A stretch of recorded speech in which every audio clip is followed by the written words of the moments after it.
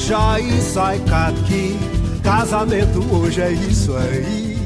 Você que sintonizou o episódio de hoje, se prepare. Nós temos histórias engraçadíssimas para debater e algumas até cabeludas. Olha, prefiro não comentar. Mas calma, a gente vai deixar o canguru perneta e as histórias do matagal para depois. Porque no fundo, por mais engraçadas e até disfuncionais que sejam essas histórias, elas falam sobre família. Eu sou Marcelo Fonseca e ao lado da minha dupla, Matheus Guimarães, que não veio de Pato Branco, mas também tem muitas histórias boas para contar. Hoje nós falamos sobre as engraçadas e geniais séries de Miguel Falabella. E enquanto você prepara aquela dose de gin para discutir sobre um dos reis da comédia brasileira, aproveita e assina o nosso podcast, aqui mesmo, no seu tocador favorito. Vai lá, é rapidinho, leva menos tempo do que a nossa vinheta. Isso mesmo. Lembre-se que nossos episódios são quinzenais, então assina também.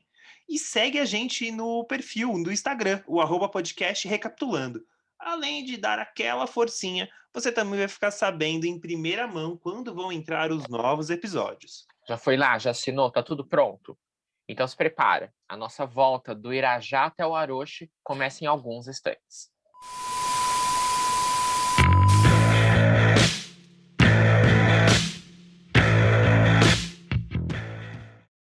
Para algumas gerações mais velhas, elas podem lembrar muito do Miguel Falabella como um grande ator, conhecido por grandes papéis, até de vilões, né, como em As Noivas de Copacabana, ou até mesmo um papel no remake de Selva de Pedra. Mas, se a gente parar para pensar, Miguel Falabella foi se formando na TV uma personalidade que é um grande apresentador, apresentou anos o video show, e também uma pessoa e um grande escritor. Além de ser um baita de um ator, que muito versátil, que vai da comédia para o drama, e faz muito bem comédia, muito bem drama, ele também arrebenta escrevendo.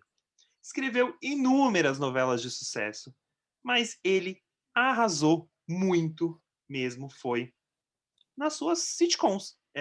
Se a gente parar para pensar no final dos anos 90 até hoje, até ele terminou seu contrato com a Globo em 2020, o contrato fixo, ele escreveu muita coisa para a Globo. E muitas sitcoms maravilhosas, que inclusive estão aí na programação do Viva, no sábado à tarde da Globo até hoje, reprisando exaustivamente. Isso não é de graça.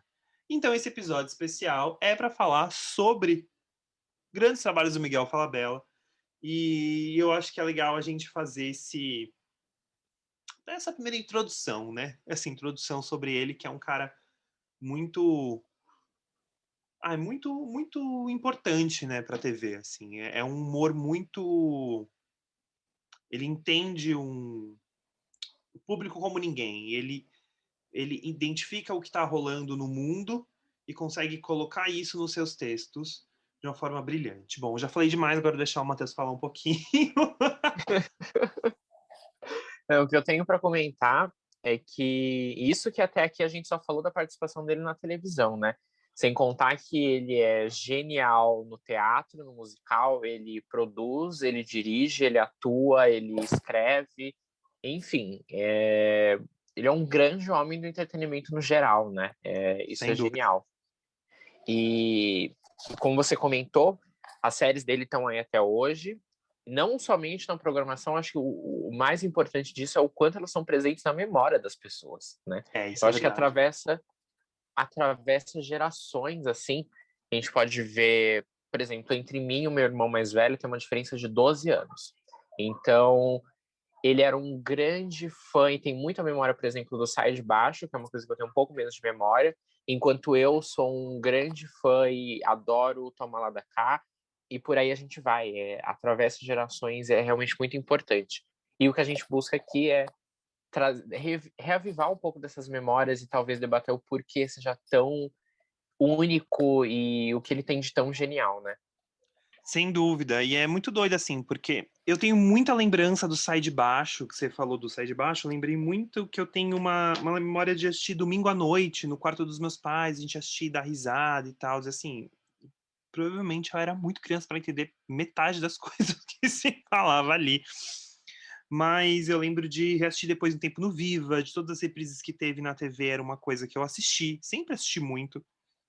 E até hoje, assim, se eu tô um sábado à tarde em casa e a TV tá ligada, eu sento e dou risada com o Sai de Baixo. E são personagens que são muito icônicos, assim. É uma coisa muito doida, porque marcou muito uma geração. Por exemplo, meus padrinhos chegaram a ir no teatro, no Procópio Ferreira, que é onde era gravado, assistir uma gravação. E falou que foi uma das coisas mais engraçadas que eles já viram, porque era muito afiado, era muito engraçado. Tem uma coisa nos textos do Miguel, é assim, importante dizer, o Falabella não é o redator final de Sai de Baixo. O Sai de Baixo era dirigido pelo Daniel Filho e pelo Zé Wilker. É muito... você para pensar, é algo que você fala, cara, é muito Como isso surreal aconteceu? como isso aconteceu. E eu tava lendo que eu descobri que o Luiz Gustavo, que é um dos idealizadores, ele primeiro tentou vender pro SBT, Silvio Santos rejeitou, e aí o Daniel Filho voltou pra Globo e fez o Sai de Baixo lá. O Daniel Filho tava onde? Ele tava acho que escrevendo um livro, que é o Circo Eletrônico, acho que ele tava meio afastado da TV na época, pelo que eu Hum. dei uma lida por cima, mas eu também não tenho 100% de certeza. E aí você pensa, né? Um puta elenco, e aí eles começaram a pensar e nas coisas. E o Miguel Falabella não era nenhuma das primeiras opções do Caco Antibes, ele era o terceiro. Mas ele tava na equipe de roteiro, que tinha a Maria Carmen. É Maria Carmen Barbosa, não é? Aquela que escreveu Salsa e Merengue com ele? É, ela tava no Sai de Baixo? Tá, ela tá na equipe. Porque assim, tinha uma primeira equipe de roteiristas. E Aham. aí depois tinha os roteiristas do Rio, roteirista de São Paulo. Assim, pra vocês entenderem, quem eram os roteiristas? Já foi Rosane Herman, Rosana Herman, que é maravilhosa. Lícia Manzo, Emanuel Jacobina, Bruno Mazeu. Tipo assim, é muita gente. Assim, você para pensar, Bruno Mazeu, lá em 92, início dos anos 2000, o cara já tava ali no roteiro do Side Bar. Assim, era muita gente mesmo. Miguel Falabella era um dos roteiristas, mas não era o redator final, porque teve várias equipes de roteiro, uma equipe do Rio, uma equipe de São Paulo, etc. Tanto que, se você parar pra pensar, se vocês não. Tem uns episódios que eles tiram sarro do roteiro, eles improvisam, porque o Sai de Baixo era uma coisa até quase meio anárquico, né? Eles começavam a improvisar, porque esquecia o texto, era muito aberto, assim, erramos. E ia seguindo, improvisando. Aí eles começavam a dizer nomes aleatórios, fulano tá doente, porque ninguém lembrava, e começava a dar risada. Era muito anárquico, né? Era uma coisa muito maravilhosa. Aí, se você parar pra pensar, e aí o Miguel Falabella, e aí fazendo um link aí, eles faziam muitas críticas às vezes ao roteiro no ar, que achava no ar assim, durante as gravações, porque achava o texto ruim, a piada não era boa. E quando ele teve a ideia do Toma Lá da Cá, ele uma das exigências do Miguel era que ele fosse o redator final. Porque ele ia ter o controle, ele falou, eu não ia ficar gongando o meu texto durante a gravação, porque o texto era meu. Então isso é muito legal. E realmente é uma diferença do Toma Lá da Cá, que é um Toma Lá da Cá, como muita gente diz e eu concordo, é o Friends brasileiro, mas é diferente, mas é um Friends, não dá pra negar. Mas o Sai de Baixo, assim, ele tem. Os atores são maravilhosos, mas ele é a fórmula clássica do que já se via na TV nos anos 60. Família Trapo é isso. É o formato que você tem um teatro, é um teatro gravado, mas é um teatro de comédia. É o que basicamente a Record fez nos anos 60, 50, 60 na Família Trapo, que a Tupi Sim. fazia. E é um formato muito que assim, é muito simples. Se você olhar o cenário do Sai de Baixo, era uma sala, E né? só, não E mais só. nenhum cenário. Mas estava ali no jogo cênico, o jogo que era o que fazia.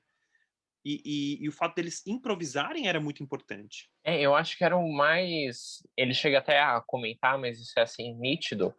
O mais interessante do Sai de Baixo é realmente essa subversão que ele coloca, Uhum. né? E, inclusive, que parte totalmente do elenco. Então, é esquecer a fala, é falar com a câmera, é falar com o público, é improvisar, subverte total o papel do sitcom que a gente conhecia até então, que era uma coisa bem mais redondinha, fechadinha, o texto é esse, você grava para tal câmera, e era uma coisa quase que anárquica, né? as piadas, o que eles contavam entre eles. Eles não aguentavam segurar o riso em cena. Acho que é uma das coisas mais clássicas da Aracy Balabanian é que em todo episódio ela não conseguia, ela ria. Era incrível verdade. isso. Era muito divertido. É maravilhoso. E porque até tinha horas que começavam a ter as piadas ali do cabelo dela, da cabeçuda, e ela não se aguentava. Tanto que se. Não sei se vocês chegaram. Se você já assistiu, vocês, público, e você, Matheus. Não sei se você já chegou a assistir o filme do Sai de Baixo que eles fizeram. Ai, quando ele passou na Globo, eu vi uns pedaços, eu não assisti o filme inteiro. É muito engraçado, assim. Eu assisti esse filme quando estava morando em Lisboa, inclusive numa sessão, era uma mostra de cinema brasileiro, e tava o Miguel e a Marisa Hort lá, nessa Ai. sessão, apresentando. Cara, foi muito da hora. E tem vários problemas, né? Que, tipo assim, a Aracy Balabanian já tem alguns problemas uns problemas de saúde, então, assim, ela conseguiu, acho que, sei lá, 7 dias de diária só o contrato dela. Tinha uma coisa assim. E eles fazem piada disso durante o filme. Tem uma hora que o Miguel Falabella tá falando com o Tom Cavalcante, o Cacantibes vira e fala assim: a gente tá aqui gravando, fazendo cinema brasileiro é dose, com pouco dinheiro, e a Aracy lá no ar-condicionado, a gente tem que fazer essa diária horrorosa, porque o contrato dela é só de 4, 5 dias, que absurdo, tipo... Tem várias piadas, assim, tipo, você vê que é um filme que não é de um orçamento muito alto e tal, mas assim, o centro da coisa ali, a base do Sai de Baixo tá ali. Então é muito legal. Mas o que eu ia te perguntar, você não sente que existe uma semelhança? E aí eu acho que é própria da sátira, é próprio do... Eu acho que isso nasce no Caco Antibes, depois a gente tem o reforço tanto no Mário Jorge de Toma Lá da Cá e no Russo de Pé na Cova. Você não acha os três, Caco, Russo e Mário Jorge, eles não são parecidos de alguma forma? Nossa, eu nunca tinha parado para pensar nisso. E é estranho, porque ao mesmo tempo que sim, eu acho que não. Uhum. Não sei, eu acho, como você comentou, eu acho que está muito na sátira. Acho que cada um é uma sátira de determinada coisa. Eu nunca tinha parado para pensar, eu não sei responder assim de baixo pronto. O que você acha? Os três são de moral duvidosa, né?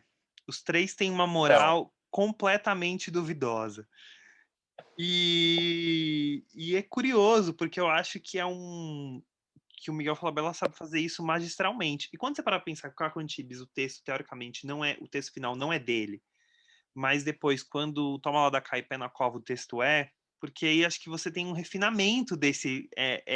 Eu sinto quase como se os outros dois fossem um refinamento do Caco Antibes. São completamente diferentes, porque o Mário Jorge é um ex-surfista, aquela coisa de eterno garotão, que usa aquele short de tectel e tal. E o Russo é aquele cara que tá batalhando ali para sobreviver e tendo que dar os pulos dele, entendeu?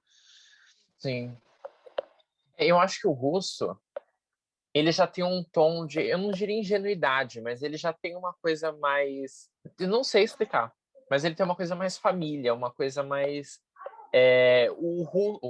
o Mário Jorge, o Caco, eles já são mau caráter, né? Sim. Mas o russo tem uma coisa de moral e bons costumes, bem ou mal, que acaba tendo um pouco assim, de tipo, imagina, minha filha fica se mostrando na internet pelada. Ah, sim. Mas o dinheiro E dela que entra tudo bem, entendeu? Então, assim, tem umas coisas que não, tudo bem, né? O dinheiro dela tá bom. Imagina minha única filha é sapatão, que nem ele fala, como assim? Mas ele também tem um caso com uma menina que é muito mais nova. sim. Ele tem 19 anos, e aí tem umas. Então, assim, é muito complexo, né? Não são personagens. Jamais são personagens preto no branco, assim, não são nada maniqueístas. Não, eles têm várias dimensões, né? Todos eles. Questão moral e de bons costumes e tudo mais. Eu acho que isso é muito recorrente nas três, né? E Sim, no geral, assim. Porque por mais que eles sejam muito anárquicos, muito mau caráter, eles têm esse negócio de nós somos uma família tradicional brasileira, né? E isso que torna, acho que um principal ponto do humor dele é essa ironia, esse sarcasmo de olha como a tradicional família brasileira é mau caráter e exato. E principalmente no Toma Lá da Cá, né? Porque ainda quando você para pensar no Pé na Cova, Pé na Cova, eles são completamente disfuncionais. Assim, é um leque de pessoas, um perfil mais esquisito que o outro. É um perfil de freaks ali, é um leque de freaks completo, assim. É um mais esquisito que o outro.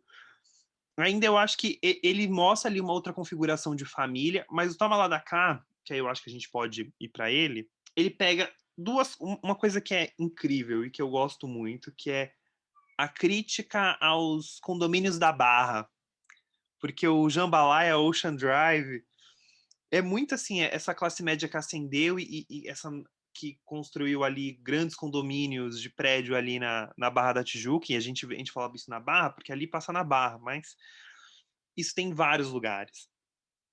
E aquela dinâmica do condomínio é muito engraçada. É muito, muito engraçada. E ela é muito real, assim, porque, sei lá, tem umas loucuras mesmo, assim, de um. Que é muito. Ele consegue pegar nesse. E, assim, uma coisa que é importante a gente falar. Quando a gente tá falando do Sai de Baixo ali no final dos anos 90, a gente tem um descrédito da política.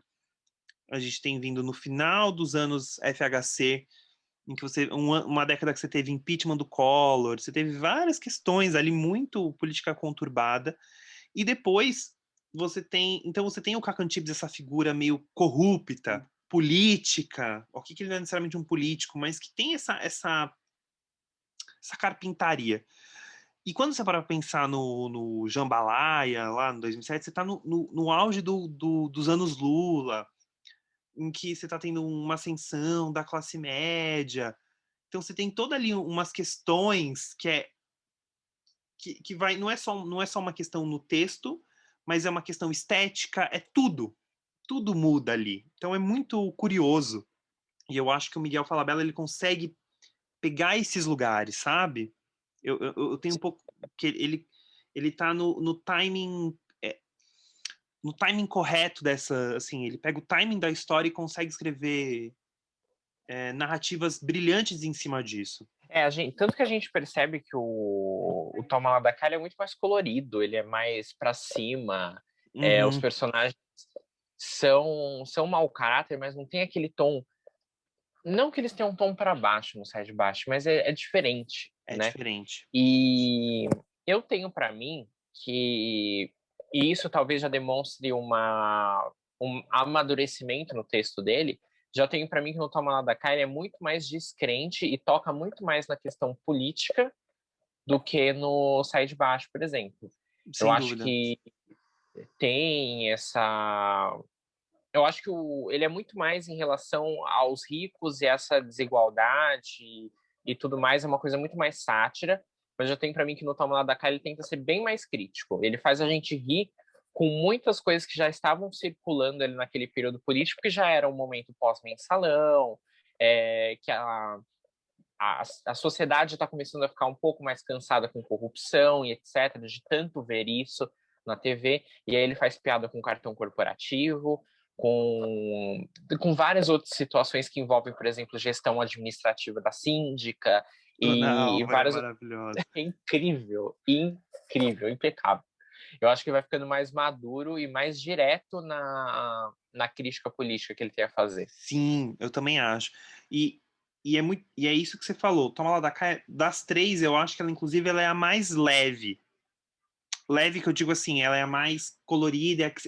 Eu acho que talvez ela é a mais pastelão das três. Não sei, posso estar falando Sim, besteira. Sai de Baixo é bastante pastelão, mas o Toma Lá da Cá, como ele vai de um lado, tem essa questão dos filhos serem muito importantes ali para fazer a costura das tramas, eu acho ela mais leve. Eu não sei, tem uns toques. E tem uma questão dos bordões, ela é muito. Ela é uma sitcom. Ela é clássica, assim, né? Se você parar pra pensar, ela é uma televisão clássica. É aquilo que fala assim de um arroz e feijão bem feito. É isso, é muito bem feito.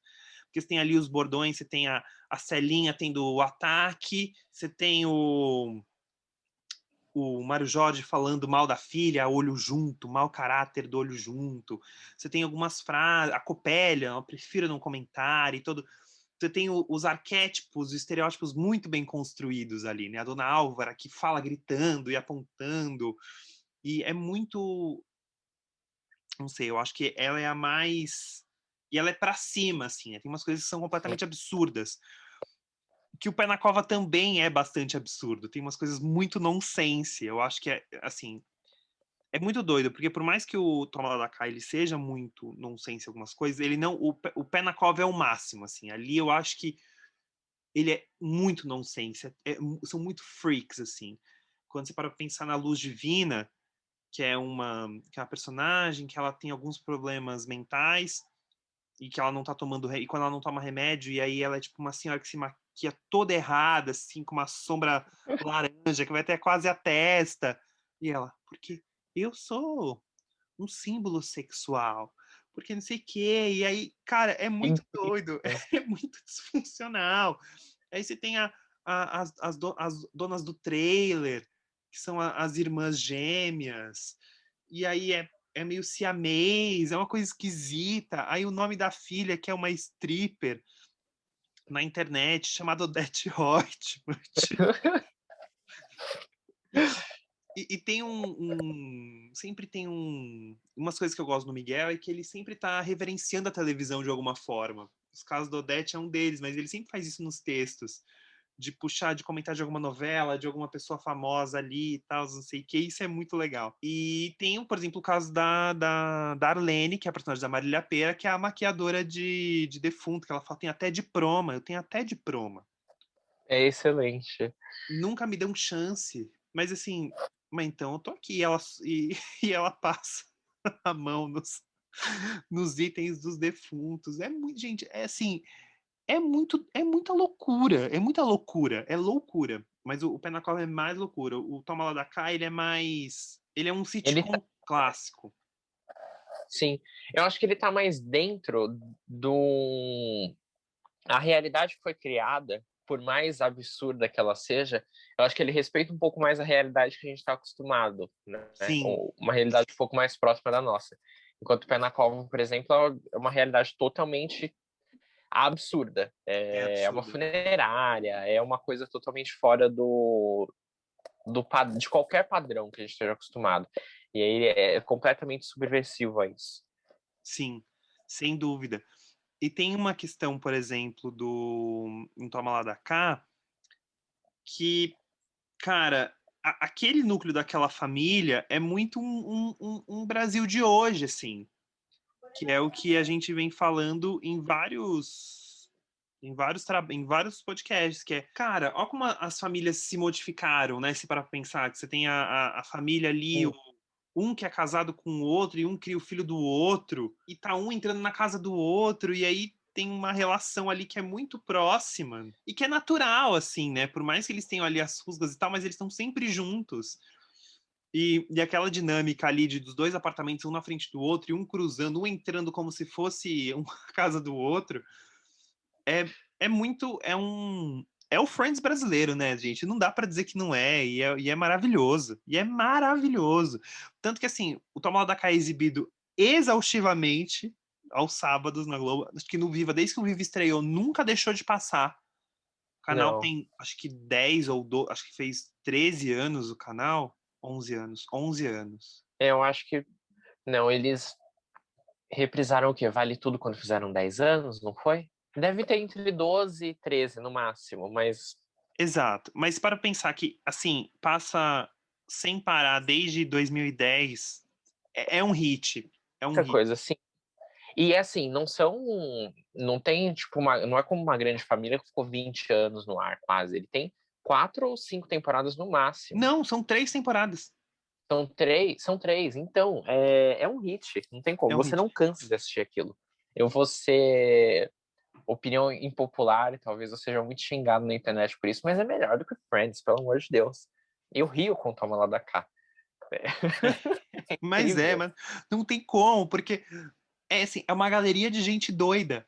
Tem um episódio Total. maravilhoso, que é um episódio que tem a Rogéria, que a Rogéria era um tio que aí não, e aí ele era casado, morou muito tempo fora e aí voltou. Ai, ela parece irmã da Copélia, não é? Irmã da Copélia.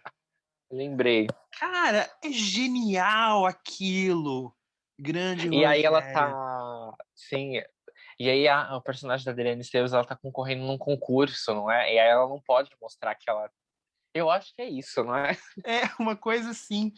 É É isso. incrível. É incrível, é incrível. Uma personagem que é maravilhosa, que inclusive, olha ali, a crítica da corrupção e tudo, é a personagem da Fernanda Souza, né? Sim, Que total. ela se candidata a vereadora, deputada, sei lá, e é completamente errada. Burra, ela é burra como uma porta, é incrível. É incrível, é incrível. E é um elenco muito afiado, né? Ali você vê que tem uma sintonia muito grande entre todos eles, assim. E eu amo, Total. eu simplesmente sou apaixonado pela Dona Álvara que entra e causa, como eu amo a Copélia. É muito doido, assim, a gente para pensar que a gente tá falando de, sei lá, a série acabou acho que em 2009, são Por aí.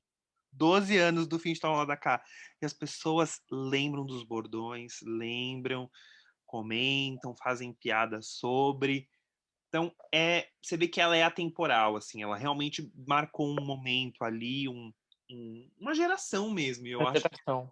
E eu acho que ela, sem dúvida, é o Sai de Baixo da nossa geração, assim, porque a gente era muito pequeno no Sai de Baixo, assim, muito Sim. criança. Hoje eu assisto o Sai de Baixo, eu dou muita risada. E tem umas coisas que você entende que algumas coisas envelheceram mal e etc. Mas também é assim, né, gente? Não adianta a gente querer olhar isso com os olhos de hoje, uma coisa que nos anos 90 era diferente. E que é Não adianta. maravilhoso. Vai ocupar o nosso tempo a gente se delongar nisso aqui, que em vários episódios a gente já falou sobre esse recorte e etc. Lide com isso. Exatamente. E aí, e é muito doido, assim, quando você pega, por exemplo, o Pé na Cova, o Pé na Cova tem um tom de melancolia. Tem, total. Ele é Uma muito coisa, melancólico. um dos pontos que a gente ficou de comentar, acho que também, né, comparando esse amadurecimento dele, é o quanto o Penakov ele é mais filosófico e Uhum. tenho para mim que sempre tem algum diálogo, alguma reflexão, principalmente do personagem do Miguel Falabella, porque querendo ou não ele faz muita piada com a morte, com a funerária, etc. Então tem um amplo espaço para que ele traga esse tom filosófico e reflexivo. E, principalmente, eu acho ela muito mais dramatizada, no sentido de que os episódios eles têm uma outra estrutura, que eu acho que parte muito mais com uma estrutura dramática. Tem uns tons, assim, talvez, eu não diria folhetinescos, porque ela acaba sempre se resolvendo muito ali, mas eu lembro que depois, mais pra frente, tem uma trama de herança, de alguém talvez herdar a funerária, dele perder a funerária, depois ele reaver a funerária. Então eu acho que ela tem uma estrutura um pouco mais dramática, enquanto o Sai de Baixo e o Toma Lá da Cá são 100% procedural ali. Acabou aquele episódio e as situações não... O máximo que acontece é no começo da temporada alguém ficar grávida, tem os filhos lá da menina do circo. É do circo que ela é, né? Os filhos do Tatalo. Eu acho que é do circo, a menina é do circo. É, que eu lembro que tem a do circo e tem tem a menina que é um cachorro, a cadela. Que é do Ela outro é a filho, do não é? outro. É, ela é a do Do que é o outro, que é a bem do circo. esquisito. Que é o do bem esquisito. Muito, total. O da parenta. O da parenta. O da parenta. Então, o máximo que acontece é essa menina ficar grávida e depois as crianças nascerem, mas as situações elas se acabam 100% ali. Não tem 100%. continuidade nenhuma. Exato.